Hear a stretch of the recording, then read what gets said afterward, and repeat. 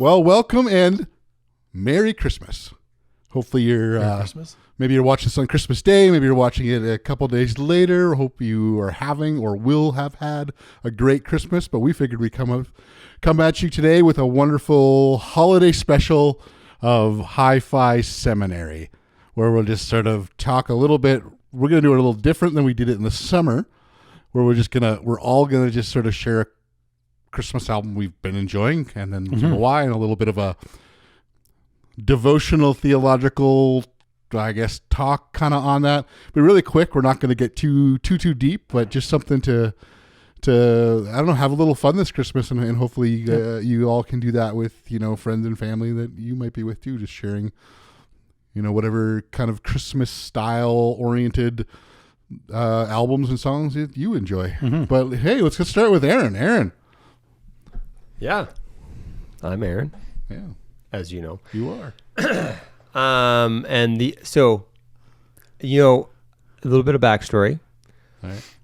There was a long time where I just could not stand Christmas music until a particular album was released. And this is that album? And this is that album. This is the album that saved Christmas.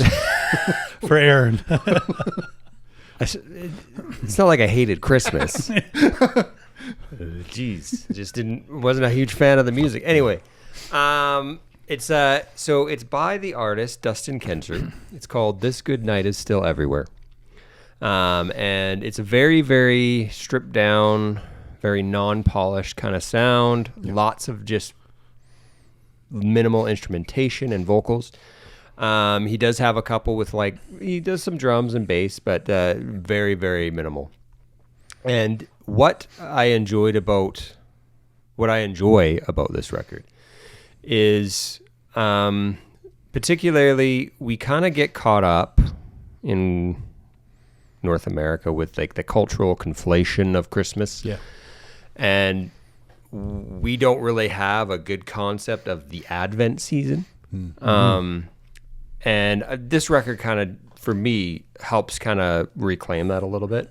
I probably didn't even know what Advent was until shortly after this. I started listening to this record. This kind of led you to more understanding of that? Yeah, I mean, it gives me it's a record for me that I find is best listened to before Christmas because of the tone and just the posture of it and just like the minimalistic, the simplistic, and somber.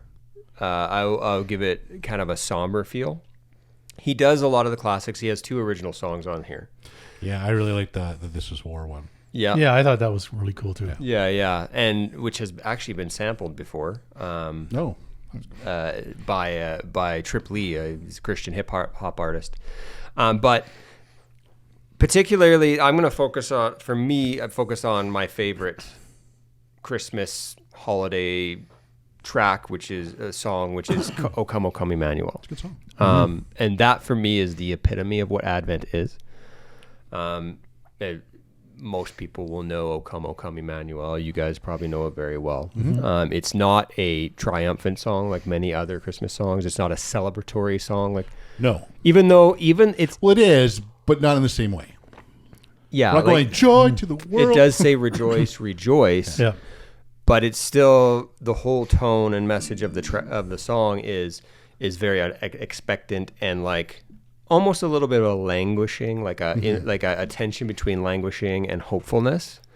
And like I said, the commercialization and conflation of Christmas for North American people, non-religious, and then, sorry, I'm not speaking in the mic enough, and then us lower church. And okay, please don't hear that, people, that I'm being pejorative here. It's just just that we are not as high on the liturgy kind of formalization. And when really before Christmas, Christmas time is actually the time after December 25th in the church calendar. Right.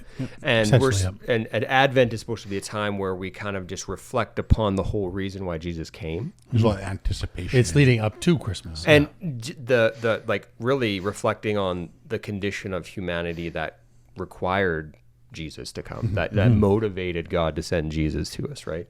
And so for me, I just really, really, really, I need that. I need that as a follower of Jesus. I need that I think even just simply as a human being, to not allow Christmas to become just this overly triumphant, non-reflective season. It causes me to focus more on people who might not be in the privileged position as me. Right. And that's why Jesus came. Jesus came. He came to deal with injustice. He came to liberate. He came to take our sin upon himself and defeat the powers of death. And he came as a baby. He didn't come as a king or a warrior. He came just as an ordinary person. Yeah, and so just the tension of O Come, Emmanuel, the very brooding shape and posture of it, for me, I think is important. That is the song that we lead up to Christmas with. Well, for me, and that we've really used that as a pre-Christmas song. Right. And it just ultimately the way Dustin Kensrue performs it is very stripped down. Very much so. And simple, and even that little like very drawn out, echoey, I don't know what the effect is on the guitar, the electric guitar that's in the song. You'd probably speak better to that. Yeah, I didn't listen to it lots and lots to figure that out. But I mean, there's lots of reverb and things like that on there. With the reverb. Yeah. I don't know. You're in a big hall kind of almost idea. Yeah. And you almost would get the feeling, that like in a big hall, there's one guy playing. Yeah, it's one guitar in a big hall. You know, and it's just sort of like just this cavernous sort of things, and it's a really cool, but it like auditory effect. It has this effect for me, and I think probably for a lot of people, if they just kind of reflect on when they listen to that, it's it's like a guitar solo that it's not meant to be like, whoa. It's meant to be like, we're building towards something, but you're not there yet. No, and that's the wonderful thing we can use so much with music is it can be an important part of telling the story. Yeah. And that solo absolutely adds to that. Yeah. It's telling some of that story with the solo. It's not trying to be just like fast. Yeah. Or like melt your face off. It is part of the whole thing and fits the feel. Yeah. It's very cinematic almost. Yeah. Yes. Cinematic is the way you feel. And so just to kind of cap my thoughts on all this off is just for me thinking of Jesus' incarnation, it makes that actual triumph time of Christmas time when Christmas comes more meaningful because you've reflected on the contrasting condition of humanity to what Jesus has provided for humanity now. Cool. Well, what about you, Ron? What's the album and song and? Yeah, I picked Harry Connick Christmas album, his first Christmas album, I believe. Yeah, way back in 1993. Yes, it's a long time ago, and for me, it was. I had just moved to Calgary and I lost my job and got another job and it wasn't going very well at the time. And it was a better Christmas that year than the year before. And I think Mata found the album, my wife, and we listened to it. I wasn't hugely interested in the whole album when I first heard it. It's got more of the big band feel, and Harry's just coming off of When Harry Met Sally and doing all those kind of standards in a big band kind of style. And so a lot of the album is that way, which is kind of funny because around shortly after that, I think it kind of awakened an interest in big band music for me. Oh, sure. Yeah. And I actually started collecting some big band music after that. Tommy Dorsey and some early Frank Sinatra and Benny Goodman, Glenn Miller, and ended up having quite a few big band and albums. And I certainly, I wouldn't say it's my favorite genre, but it certainly was one of the few things that I explored beyond kind of what I grew up with. And but when I first listened to it, like I said, I really didn't know much about big band music and or Harry Connick, as a matter of fact. But that particular song, I Pray on Christmas, really kind of stands out on that album. It has a real more gospel flavor to it and a little more New Orleans, just a hint of that jazz in the background. It's very Ray Charles-ish. Yeah, and exactly. stuff like that. Yeah. And unlike Aaron, I've always loved Christmas music, but all kinds. I like the traditional stuff, and when I was a kid, we used to listen to like the Ray Conniff singers, And it's so cool now that you can actually find a lot of those albums to stream.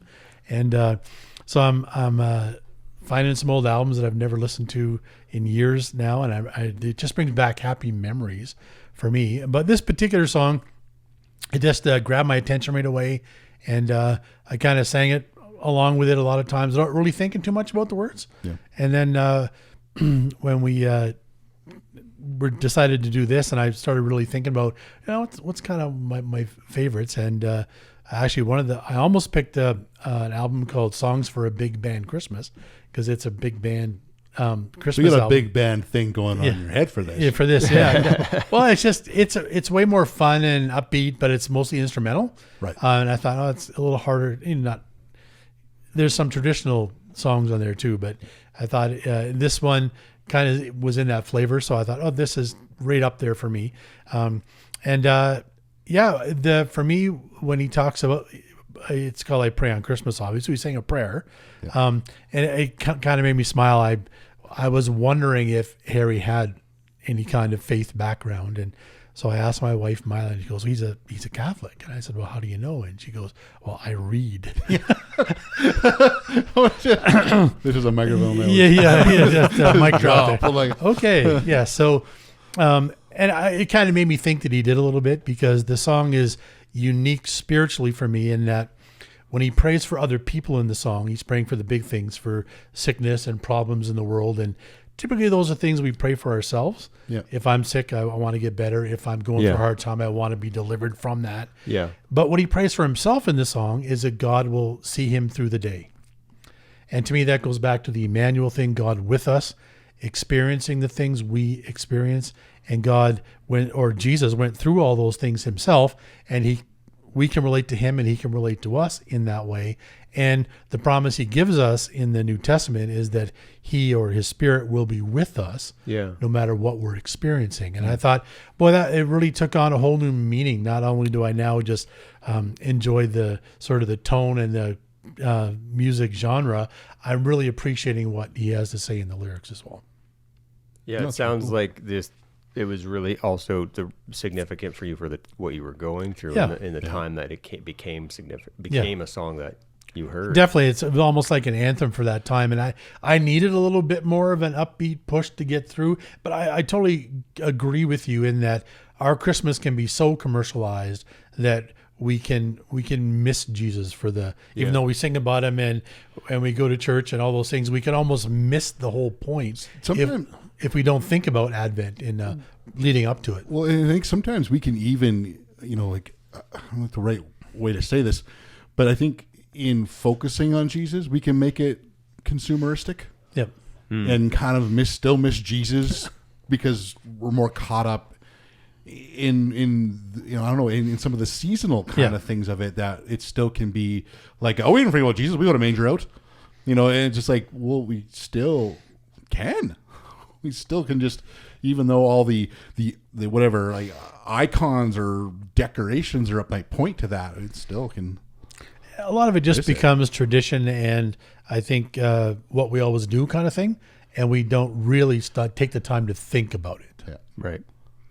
Yeah, I agree. It's almost like we're missing the forest for the trees, and the forest. The forest is the broad identity of Christ for the singular identity of the triumphal. Jesus came as a baby to save us, and not really thinking that through. And I really appreciated what you said about Advent too. I've learned to appreciate Advent. We didn't really talk about it when I was a child, or didn't grow up walking through those points at all. Again, just our church tradition. And so just even this year, I've learned some things about Advent that I didn't know. Yeah, me too. And it really makes it just a little bit more special for me that, hey, this is a way to really help me focus on the things that are really important at this season. Yeah, I've actually did this season. I've been reading a book called The Anticipated Christ by Brian Zahand. I think it's how you say it. Yep.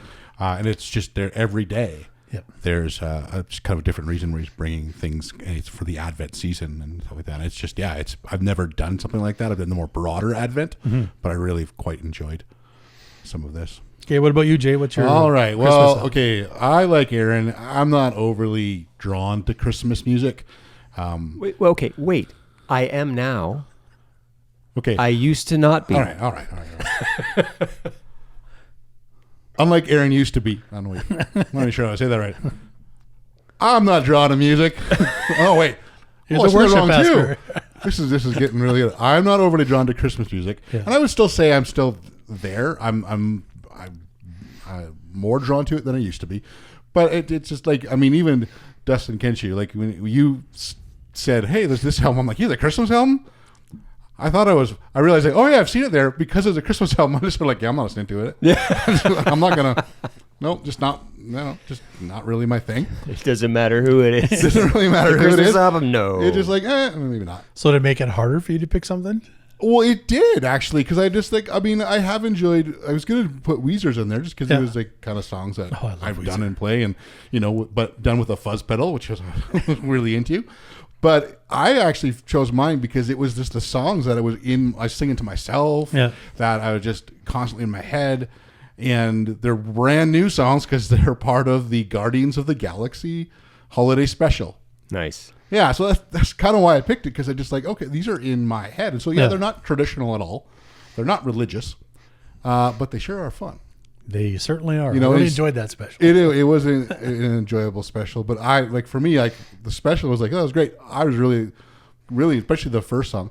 There's 2 songs with lyrics on it. The rest of it, if you listen to that, I told them too, like, don't feel you need to listen to the whole album, because it's really just the arrangements made for the special itself, which are not necessarily meant to be sat there and listened to. They can sound great, but they really are about helping tell the story and keeping us kind of engaged with the emotion or the intensity or whatever's going on. It's part of the storytelling process. But the 2 songs and on the album itself, they open and kind of close it. They're done by the band is the old 97s, which I actually realized I hadn't listened to in quite a while. I'm not huge into them, but I have enjoyed them. And it was like that, oh yeah, I kind of forgot about these guys, and it was kind of cool to like, hey, I really do enjoy them.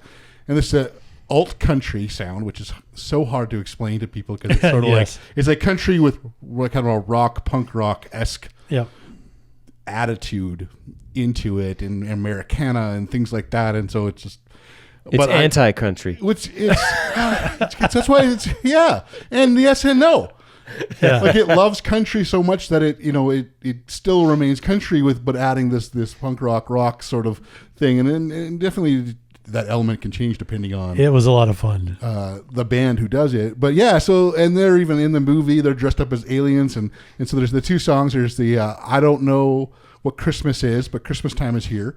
And then Here It Is Christmas Time, where they actually perform it with the actor, Kevin Bacon, and he actually sings the last song. And so I actually they're just fun. Like the first song, I don't know what Christmas is they're playing the role of an alien who's unaware of Earth. They're hearing the whole idea of Christmas, second, third, fourth hand sort of information, and they've got it all messed up. And it's just jumbled up and like. Or did they get it right? Well, maybe that's no, just I don't it. think so. But it's very nonsensical for sure. It is. Well, but if you look in there, it's just the misuse or misunderstood of like some actual things. The line that starts up kind of near the beginning is that, but here's what the Earthlings told me about this Christmas mystery. And then it'll be like, I love this line. But you talk about Santa Claus, but if you're naughty, he shoots missiles at your toes. Yes, he's kind of playing the mistletoe. Or he's compelled his creepy elves to do his every wish. Once sought to be a dentist, now he's sleeping with a fish.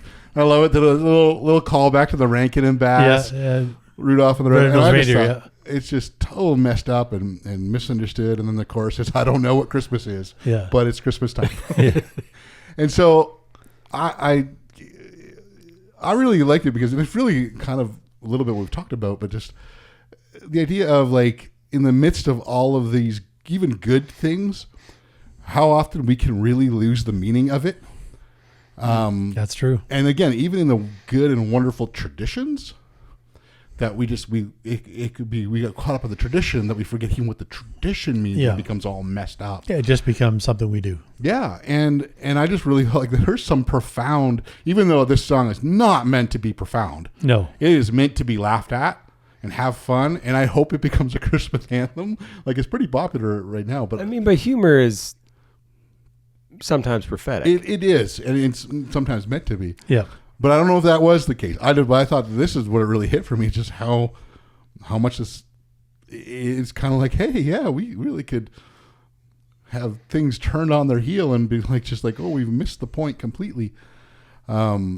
Anyway, so, and then the other song, which is called Here It Is Christmas Time, and that's where Kevin Bacon sings with the old 97s, and the line where, when we are born, we are swaddled and suckled, whispered to, fussed over, tickled and cuddled. When we grow up, things get muddled. And I thought that connects to me to the first song, which is all of these Christmas sort of traditions and understanding that are completely muddled. Yeah. You know, and the chorus will go on, all I want for Christmas is you, and it is definitely all about this desire, obviously with the sort of the baby idea at the beginning, which is just sort of like there's a lot of connection with that child, and just to be loved. To be loved. Yeah. And I just felt like we get into the whole thing, like he even talks about, yes, he talks about we're hugging and we're sitting by the fire. Yeah. Then we're doing dishes. And it's like, oh, this is just about the desire to connect. And sure, there's a bit of a romantic sort of element to that. But like there's bigger, this is a desire to be connected in these things that happen, we want to be connected in all aspects of our lives. So it's a great desire, I think, of everyone. And I think we can lose this in this season. Even gets, even in the midst of our misdirected desire to protect Christmas, we can get it all muddled. That the whole point is Emmanuel. This is like our theme, apparently. We didn't really plan it that way. The theme, Emmanuel, God is with us. Yeah. And everything kind of gets muddled, and again, even in our trying the idea of protecting Christmas. Yeah. Yeah. We completely missed the point. We missed the whole thing, and God is with us, and it's Christmas time, and it's I think this, if it's about God being present, I think we can celebrate it by, one, being present with God, and two, being present with each other, which is simply code for love God and love others. You love others. Yeah. Whoa. That sounds familiar. Yeah, just like him. I think Jesus said something with that. And I think we get caught up in the lights and and things like that, and we can miss out. Like even I was saying the practice that I used to do as a child with my family. You go look at lights. Yep. And remember that. It's sort of like, if we get to the point of Christmas, it's not about the lights. The lights are an excuse to do something together. Yeah. With the family. Yeah. Absolutely. And we miss, like, hey, the lights are the excuse. The lights are something we can do, but the point is we're together. And I think with the idea that Jesus being present, the idea this is Emmanuel, Jesus, that presence of God, spent a lot of the ministry around tables. Yep. And I'm just wondering, what if the symbol for Christmas that we miss out on is the table? We took the Christmas tree, the stockings, all that sort of stuff. Yet, quite often, at some point we have a Christmas dinner. And that symbol has sort of kind of been lost in everything. And there's this table symbol of, this is where the family, the friends get together, and then we're actually present with each other. So I think it's just that we need to be a table symbol that is included with the Christmas tree. I like it. And stuff like that. And so Dan White actually just recently tweeted this. He says, the most profound Christmas is when there's no lights, no eloquent sermons, no robes, no screens, no bells, no whistles, just a grace-filled community around the table sharing food in awe of how God came to earth. It's not about self-preservation or accumulation or individualism. It's community, connection, and presence.